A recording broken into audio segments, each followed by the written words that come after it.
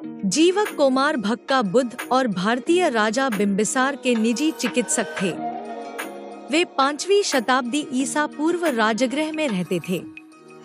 कभी कभी उन्हें चिकित्सा राजा और 3 बार ताज पहनाया गया। वे एशिया में एक आदर्श चिकित्सक के रूप में पौराणिक कथाओं में प्रमुखता से शामिल हैं और कई एशियाई देशों में पारंपरिक चिकित्सकों द्वारा उन्हें इस तरह सम्मानित किया जाता है। प्रारंभिक बौद्ध ग्रंथों में कई पाठ्य परंपराओं जैसे पाली और मूल सर्वास्तिवाद परंपराओं के साथ साथ बाद के बौद्ध प्रवचनों और भक्ति अवदान ग्रंथों में पाए जा सकते हैं।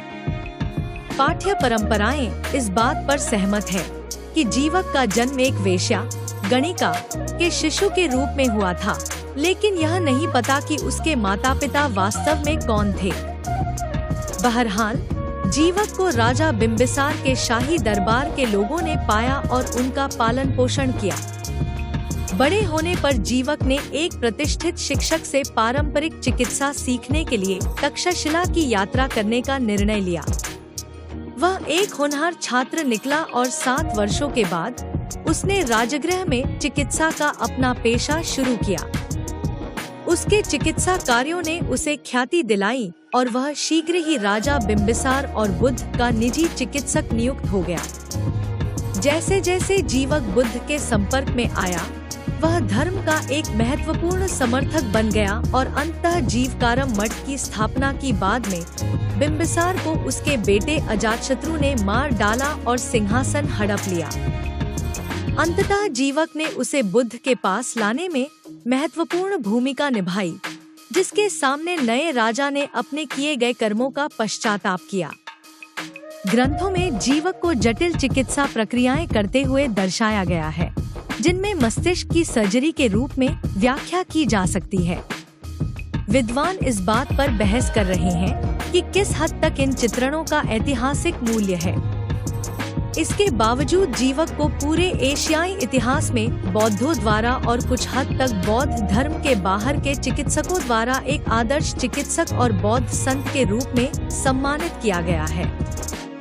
भारत और चीन में कई मध्यकालीन चिकित्सा ग्रंथों और प्रक्रियाओं का श्रेय उन्हें दिया जाता है। वर्तमान समय तक जीवक को भारतीयों और थाई लोगों द्वारा पारंपरिक चिकित्सा के संरक्षक के रूप में सम्मानित किया जाता है और थाई पारंपरिक चिकित्सा से जुड़े सभी समारोहों में उनकी केंद्रीय भूमिका होती है। इसके अलावा जीवक के पौराणिक व्यक्तित्व ने बौद्ध धर्म को धर्मांतरित करने और वैध बनाने में महत्वपूर्ण भूमिका निभाई है। जीवक के वृत्तांतों के कुछ विवरण स्थानीय परिवेश में फिट होने के लिए समायोजित किए गए थे, जिसमें उन्हें पारित किया गया था। वर्तमान में यह सबसे पुराने बौद्ध मठों में से एक है, जिसके पुरातात्विक अवशेष अभी भी मौजूद हैं। जीवक का जीवन कई प्रारंभिक बौद्ध पाठ्य परंपराओं में वर्णित है, यानी पाली भाषा, चीनी, तिब्बती और संस्कृत ग्रंथों में जीवक की कहानी मठवासी अनुशासन के ग्रंथों में पाई जा सकती है, जिनमें से सबसे पुराना स्तर 4वीं शताब्दी ईसा पूर्व के पूर्वार्ध का माना जा सकता है। इस स्तर में चिकित्सा के बारे में नियम और कानून शामिल हैं, जो जीवन और कार्य से भी संबंधित है और विभिन्न पाठ्य परंपराओं में पाए जा सकते हैं। इसके अलावा बौद्ध धर्म ग्रंथों के चीनी संग्रह में 2 अलग-अलग प्रवचन, संस्कृत सूत्र पाए जा सकते हैं, जो विनय का हिस्सा नहीं हैं, जिन्हें आम्रपाली और जीवक सूत्र टी 554 के रूप में जाना जाता है और इसी तरह के शीर्षक आम्रपाली और जीवक अवदान सूत्र टी 553 कहा जाता है। बाद के 2 प्रवचन 5वीं शताब्दी से पहले और क्रमशः 7वीं और 10वीं शताब्दी के बीच के हैं। दोनों का अनुवाद संस्कृत या मध्य एशियाई स्रोत से किया गया है। परंपरागत रूप से दोनों अनुवादों का श्रेय एन शिगाओ 148 से 180 ईसा को दिया जाता है, लेकिन यह संभवतः उन्हें अधिक प्राचीन और वैध दिखाने का एक प्रयास था। इतिहासकार सी पियर्स सालगुएरो का तर्क है कि वे संभवतः झू फाहू 233 से 308 ईसा द्वारा किए गए अनुवाद के साथ साथ प्रारंभिक विनय और 5वीं शताब्दी के अपोक्रिफल सामग्री पर आधारित थे, जबकि विनय खाते मठवासी दर्शकों के लिए हैं। 2 जीवक सूत्र खाते के अधिक लोकप्रिय संस्करण प्रतीत होते हैं, जो व्यापक आम दर्शकों के लिए हैं। टी 554 सूत्र ने संभवतः महिसाका और सर्वास्तिवाद सिद्धांतों में प्रारंभिक विनय खातों को शामिल किया और कभी-कभी प्रतिस्थापित किया, जिनमें से कुछ को शायद ही विनय के हिस्से के रूप में पारित किया गया हो और इसलिए केवल उस सूत्र के भीतर ही पाया जा सकता है। अन्य टी 553 सूत्र संभवतः टी 554 पर आधारित है, लेकिन धर्मगुप्त का विनय की सामग्री का उपयोग करके इसका विस्तार किया गया है। इन स्रोतों के अलावा कई अवदान ग्रंथों में भी जीवक के बारे में विवरण हैं। भारतीय साहित्य में भी उनके बारे में कई संदर्भ हैं जो बौद्ध नहीं हैं, जैसे कि मात्रावृत्ति, जो साख्य सूत्र की एक टिप्पणी है, और 11वीं शताब्दी के कश्मीरी कवि क्षेमेंद्र की व्यंग्य कविताएं। सालगुएरो और साथी इतिहासकार केनेथ ज़िस्क ने कहानी के विभिन्न संस्करणों की तुलना की है और तर्क दिया है कि उनमें से कोई भी मूल पाठ नहीं है और इस प्रकार मूल कथा को नहीं जाना जा सकता है। इसके बजाय वे तर्क देते हैं कि विभिन्न कथाओं को स्थानीय परंपराओं के साथ फिट करने के लिए समायोजित किया गया था। उदाहरण के लिए सालगुएरो का तर्क है कि मध्ययुगीन जीवक सूत्र, जो विनय का हिस्सा नहीं है, चीनी चिकित्सा के बहुत से स्वदेशी ज्ञान के आधार पर लिखे गए थे। जीवक द्वारा उपयोग की जाने वाली कुछ उपचार पद्धतियाँ जीवक सूत्र और विनय दोनों ग्रंथों में भारतीय की तुलना में अधिक चीनी है और उनकी जीवनी में कई रूपांकन अन्य प्रसिद्ध चीनी चिकित्सकों की किंवदंतियों से लिए गए हैं। ज़िस्क कहते हैं कि पाली संस्करण अधिक व्यावहारिक है। उन्होंने यह भी देखा कि तिब्बती और संस्कृत विवरण में ऐसे उपचारों का वर्णन है जो पारंपरिक भारतीय आयुर्वेद प्रकृति के प्रतीत होते हैं। प्रत्येक संस्करण में बीमारियों को समझने और जीवक द्वारा उन्हें ठीक करने के लिए अपना स्वयं का क्षेत्रीय चरित्र है, हालांकि उनमें कई समानताएं भी हैं। बौद्ध ग्रंथों में जीवक का वर्णन बुद्ध के समकालीन के रूप में किया गया है, जिन्हें अधिकांश विद्वान 5वीं शताब्दी ईसा पूर्व का मानते हैं। विभिन्न पाठ्य परंपराओं के अनुसार जीवक के प्रारंभिक जीवन को कैसे प्रस्तुत किया जाता है, इसमें महत्वपूर्ण अंतर है। कथा का जो सबसे पहला संस्करण प्रतीत होता है, उसमें जीवक को एक वेश्या द्वारा त्यागे गए शिशु के रूप में वर्णित किया गया है, जिसका कोई शाही खून नहीं था, और बाद में उसे राजकुमार अभय ने पाया और दरबार में पाला। बाद के संस्करणों में कहानी को व्यापक दर्शकों को आकर्षित करने के लिए अलंकृत किया गया है, क्योंकि जीवक की मां की पहचान दिव्य उत्पत्ति की वेश्या और बौद्ध शिष्या आम्रपाली के साथ की जाती है और पहले से अनाम पिता कोई और नहीं बल्कि राजा बिम्बिसार बनते हैं।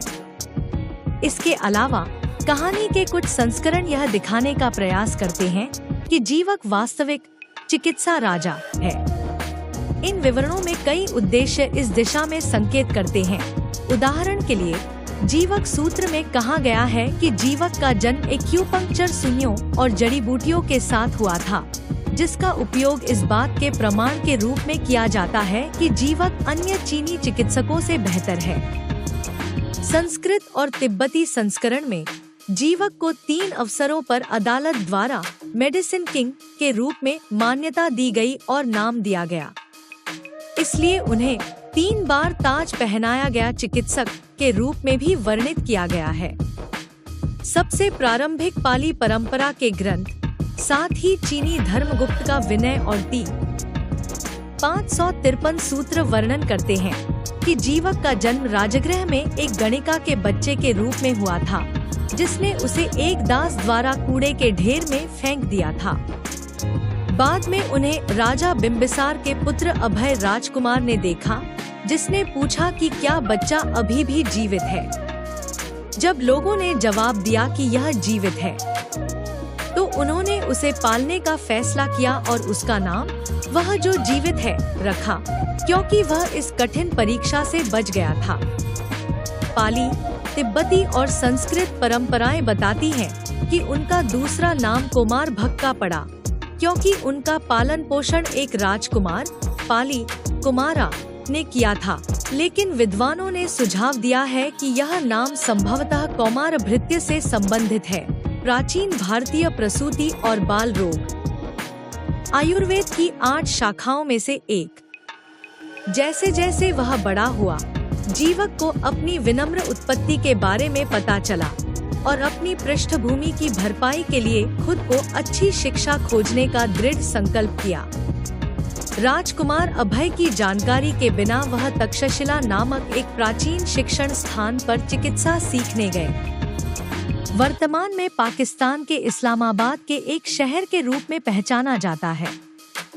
मूल सर्वास्तिवाद परंपरा में संस्कृत ग्रंथों और शुरुआती तिब्बती अनुवादों में कहा गया है कि जीवक का जन्म राजा बिम्बिसार और एक व्यापारी की पत्नी की नाजायज संतान के रूप में हुआ था, जिसे चीनी जीवक सूत्र में वेश्या आम्रपाली के साथ पहचाना जाता है। हालांकि संस्कृत और तिब्बती अनुवाद में व्यापारी की पत्नी का नाम नहीं बताया गया है, जबकि आम्रपाली को जीवक के बजाय राजकुमार अभय की मां माना जाता है।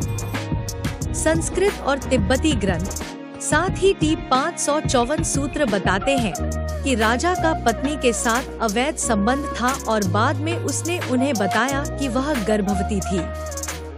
राजा ने मां से कहा कि अगर बच्चा लड़का निकले तो उसे दरबार में पालने के लिए उसके पास ले आए।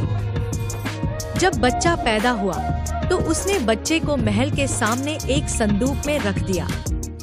राजा ने संदूक मंगवाया और पूछा कि क्या बच्चा अभी भी जीवित है। जब उसके सेवकों ने जवाब दिया कि यह जीवित है, तो उसने इसे वह जो जीवित है संस्कृत और पाली जीवक कहा। राजा ने कहानी के तिब्बती संस्करण में झोनू जिग्मेड नामक एक व्यक्ति द्वारा बच्चे का पालन पोषण दरबार में किया था और दरबार में बच्चे की चिकित्सा में रुचि तब जगी जब उसने कुछ चिकित्सकों को आते देखा। इसलिए उसने तक्षशिला में एक चिकित्सक के रूप में प्रशिक्षण लेने का फैसला किया। धर्मगुप्त का विनय और चीनी जीवक सूत्रों में जीवक ने दरबार में अपने चिकित्सा शिक्षकों को निम्न माना और अपने बेहतर चिकित्सा ज्ञान का प्रदर्शन किया, जिसके बाद उसने तक्षशिला में अपनी पढ़ाई को आगे बढ़ाने का फैसला किया। उस समय तक्षशिला लगभग 515 ईसा पूर्व सिंधु घाटी पर अचमेनिद विजय के बाद अचमेनिद शासन के अधीन थी। चीनी परंपरा के ग्रंथों में बताया गया है कि जीवक मध्य भारत के एक राज्य में एक राजकुमार था। जब राजा की मृत्यु हो गई, तो उसके छोटे भाई ने जीवक से युद्ध करने के लिए एक सेना तैयार की, लेकिन जीवक ने अपने भाई से कहा कि उसे सिंहासन में ज्यादा दिलचस्पी नहीं है, क्योंकि उसका मन बुद्ध पर केंद्रित था।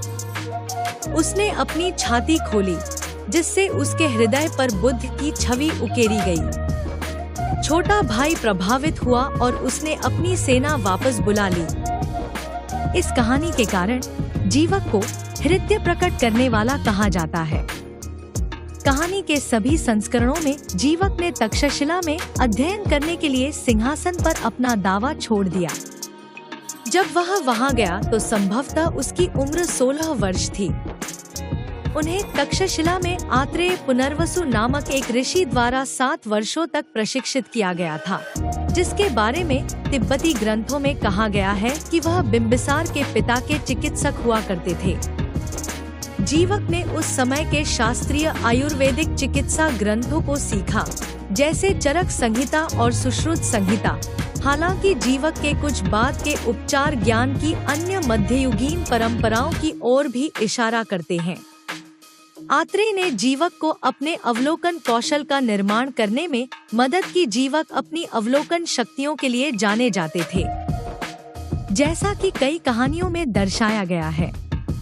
एक विवरण में जीवक ने एक हाथी के पदचिन्ह को देखा और हाथी के पदचिन्ह के आधार पर खुद को बहुत विस्तार से हाथी के सवार का वर्णन करने में सक्षम था। तिब्बती ग्रंथों में कहा गया है कि जीवक को ईर्ष्यालु सहपाठियों से पीड़ा हुई।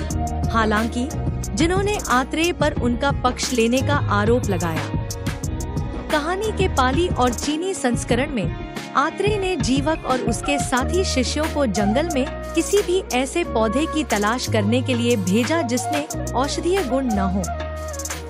हालांकि जीवक निराश होकर लौट आया और आत्रेय से कहा कि उसे एक भी ऐसा पौधा नहीं मिला जिसके औषधीय गुण उसे न पता हो। जब आत्रेय इस प्रगति से संतुष्ट हुए तो उन्होंने जीवक को थोड़े से पैसे दिए और उसे विदा किया।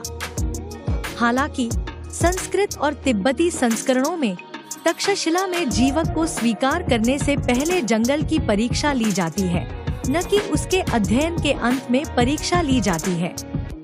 जीवक ने परीक्षा उत्तीर्ण करने के बाद कई वर्षों तक केंद्र में भर्ती होकर शिक्षा प्राप्त की।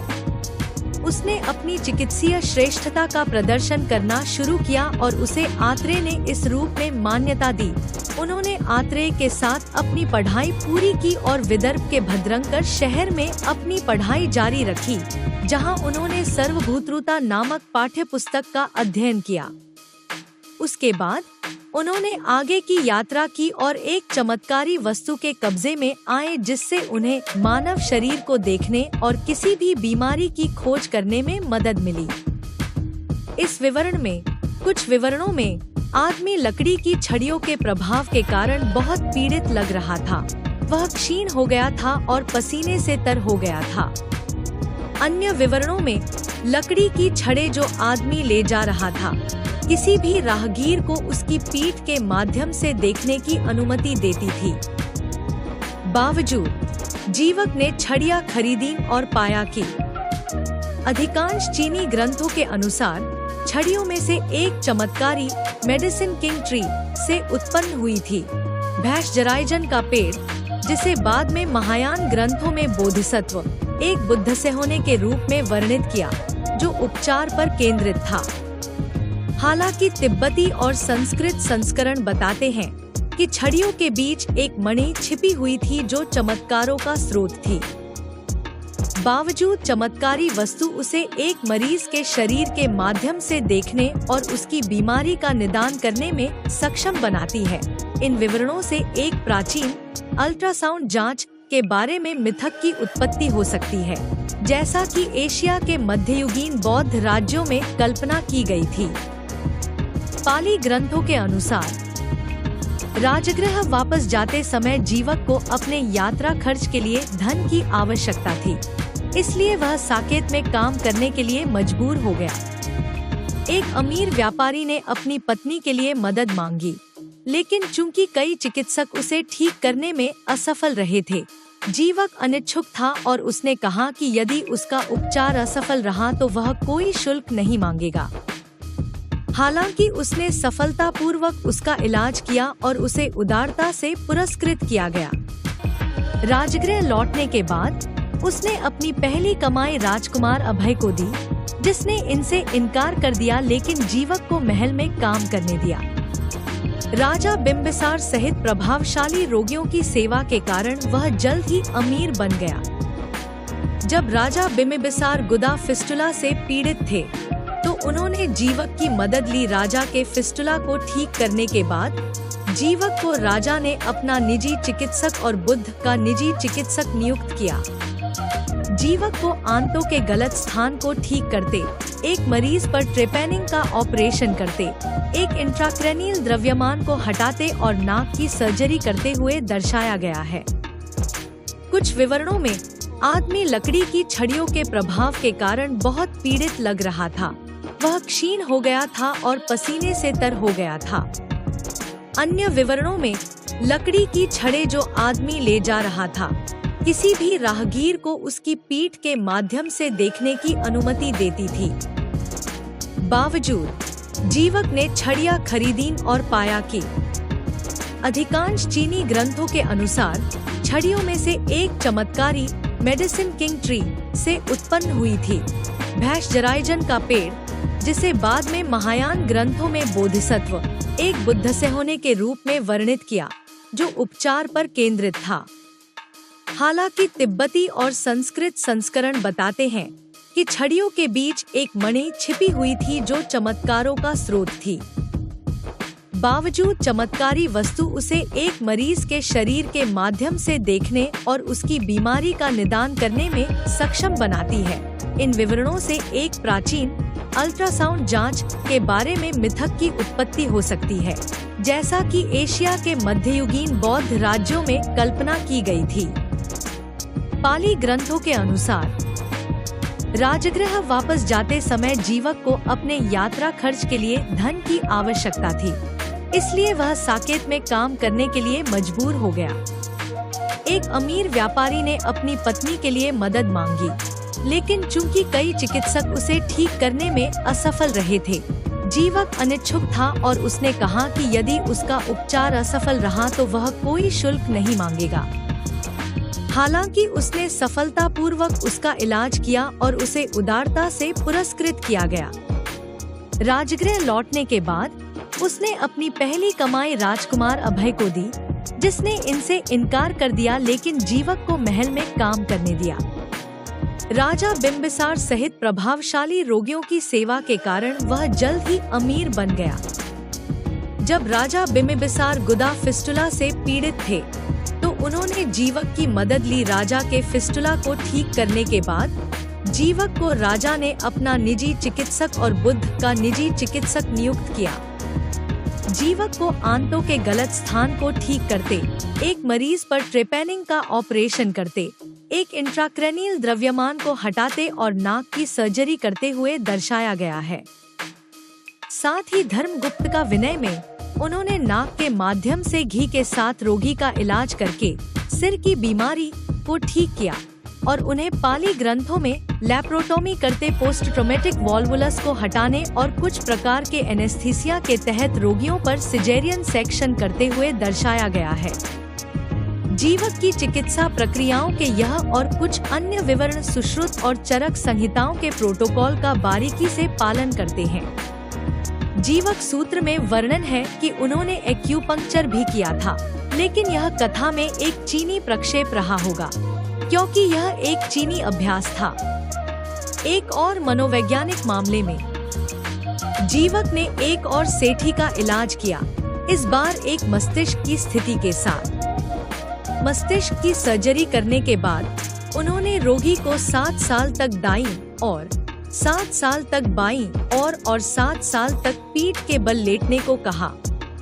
रोगी 7 दिनों तक प्रत्येक तरफ लेटा रहा और अधिक समय तक स्थिर नहीं रह सका, अपने सोने की जगह से उठ गया। उसने यह बात जीवक के सामने कबूल की, जिसने उसे बताया कि उसने उसे प्रत्येक तरफ 7 साल का आदेश दिया था ताकि वह प्रत्येक तरफ पूरे 7 दिन पूरा करने के लिए राजी हो सके। मूल सर्वास्तिवाद ग्रंथों में वर्णित एक अन्य मामले में राजा बिम्बिसार ने उज्जैनी के राजा प्रद्योत को पीलिया ठीक करने के लिए जीवक को उधार दिया था। जीवक अपनी जादुई लकड़ी की शक्ति से जानता था कि प्रद्योत को सांप ने जहर दिया था और उसे केवल घी के उपयोग से ठीक किया जा सकता था, जिससे प्रद्योत नफरत करता था। प्रद्योत गुस्से में था और जीवक को संदेह था कि क्या उसे ठीक करने की कोशिश करनी चाहिए। बुद्ध से परामर्श करने पर बुद्ध ने कहा कि जीवक ने पिछले जन्म में एक प्रतिज्ञा ली थी कि वह लोगों के शरीर को ठीक करेगा, जबकि बुद्ध ने एक प्रतिज्ञा ली थी कि वह लोगों के दिमाग को ठीक करेगा। जीवक ने तब राजा को ठीक करने का प्रयास करने का फैसला किया। इसलिए जीवक ने राजा को बिना बताए घी युक्त काढ़ा दिया। राजा की प्रतिक्रिया का अनुमान लगाकर जीवक राजा के एक हाथी पर सवार होकर महल से भाग गया। जब राजा प्रद्योत जीवक की अपेक्षा के अनुसार क्रोधित हो गए, तो उन्होंने जीवक को पकड़कर वापस लाने के लिए अपने एक सेवक को भेजा। सेवक जीवक को पकड़ ले गया, लेकिन जब वे खा रहे थे, जीवक ने चुपके से उसे एक तेज रेचक औषधि परोस दी। जब तक वे महल में वापस पहुंचने में सफल हुए, राजा प्रद्योत ठीक हो चुके थे और अब उनका गुस्सा कम हो गया था। उन्होंने जीवक को उसे ठीक करने के लिए उदारता से पुरस्कृत किया, महंगा कपड़ा देकर पुरस्कृत किया, जिसे जीवक ने फिर बुद्ध को अर्पित किया। मूल सर्वास्तिवाद संस्करण में राजा ने बुद्ध की शिक्षा सुनकर जीवक को पुरस्कृत किया। पाली ग्रंथों में अक्सर जीवक द्वारा बुद्ध को कई बीमारियों के लिए उपचार देने का वर्णन किया गया है। एक आरोग्यदाता के रूप में अपनी भूमिका के अलावा जीवक ने बुद्ध की शिक्षाओं में भी रुचि विकसित की। एक पाली पाठ का नाम जीवक के नाम पर रखा गया है। इस प्रवचन में जीवक ने पूछा कि एक अच्छा भक्त कैसे बने। उन्होंने विशेष रूप से यह भी पूछा कि बुद्ध मांस क्यों खाते थे। बुद्ध ने जवाब दिया कि एक भिक्षु को केवल तभी मांस खाने की अनुमति है जब जानवर विशेष रूप से उसके लिए नहीं मारा गया हो। उन्होंने यह कहकर जारी रखा कि एक भिक्षु अपने द्वारा खाए जा रहे भोजन के बारे में चूजी नहीं हो सकता है, लेकिन उसे अपने स्वास्थ्य को बनाए रखने के लिए भोजन को बिना किसी भेदभाव के प्राप्त करना और खाना चाहिए। पाली ग्रंथों में बताया गया है कि जीवक ने बाद में श्रोतपन की स्थिति प्राप्त की, जो ज्ञान प्राप्ति से पहले की स्थिति थी। इसे पूरा करने के बाद उन्होंने सप्ताह में 2 बार बुद्ध से मिलने जाना शुरू कर दिया। बुद्ध के मंत्रालय की अंतिम अवधि में राजा बिम्बिसार को उनके पुत्र अजातशत्रु ने कैद कर लिया और सिंहासन हड़प लिया। अपने पिता को भूखा मारने का प्रयास करते हुए अजातशत्रु ने सुना कि उसकी मां ने बिम्बिसार को भूखा मरने से रोकने की कोशिश की थी। मूल सर्वास्तिवाद ग्रंथों के अनुसार अजातशत्रु ने गुस्से में अपनी मां को मारने ही वाला था, लेकिन जीवक और एक मंत्री ने उसे रोक दिया, जिन्होंने उसे चेतावनी दी कि अगर उसने अपनी मां को मार दिया तो उसे एक जातिविहीन बहिष्कृत माना जाएगा। बाद में बिम्बिसार भूख से मर गया। अपने पिता की मृत्यु के बाद अजातशत्रु को एक ट्यूमर हो गया और उसने जीवक से इसे ठीक करने के लिए कहा। जीवक ने कहा कि ट्यूमर को ठीक करने के लिए उसे एक बच्चे के मांस की जरूरत है। जब उसने अपने पिता की हत्या के बारे में सोचा तो ट्यूमर गायब हो गया। अजातशत्रु को अपने किए पर शर्म आई। आखिरकार जीवक अजातशत्रु को अपने कुकर्मों का पश्चाताप करने के लिए बुद्ध के पास लाने में कामयाब रहा। जीवक कई बौद्धों और पारंपरिक चिकित्सकों के लिए एक प्रतीक और प्रेरणा का स्रोत थे। प्राचीन ग्रंथों में जीवक की छवि को आध्यात्मिक और चिकित्सा दोनों क्षेत्रों में बौद्ध धर्म की श्रेष्ठता के प्रमाण के रूप में प्रस्तुत किया गया है। जीवक सूत्र और मूल सर्वास्तिवाद संस्करण में वर्णन है कि जब जीवक बुद्ध से मिलता है तो बुद्ध एक बयान देते हैं कि मैं आंतरिक रोगों का इलाज करता हूँ, आप बाहरी रोगों का इलाज करते हैं। शुरुआती बौद्ध ग्रंथों में, जिनका चीनी में अनुवाद किया गया था, जीवक को देवता के रूप में वर्णित किया गया। इस बात के प्रमाण हैं कि तांग राजवंश 7वीं-10वीं शताब्दी के दौरान जीवक को सिल्क रोड पर बच्चों के स्वास्थ्य के संरक्षक देवता के रूप में पूजा जाता था। आज जीवक को भारतीयों द्वारा पारंपरिक उपचार के पितामह के रूप में देखा जाता है।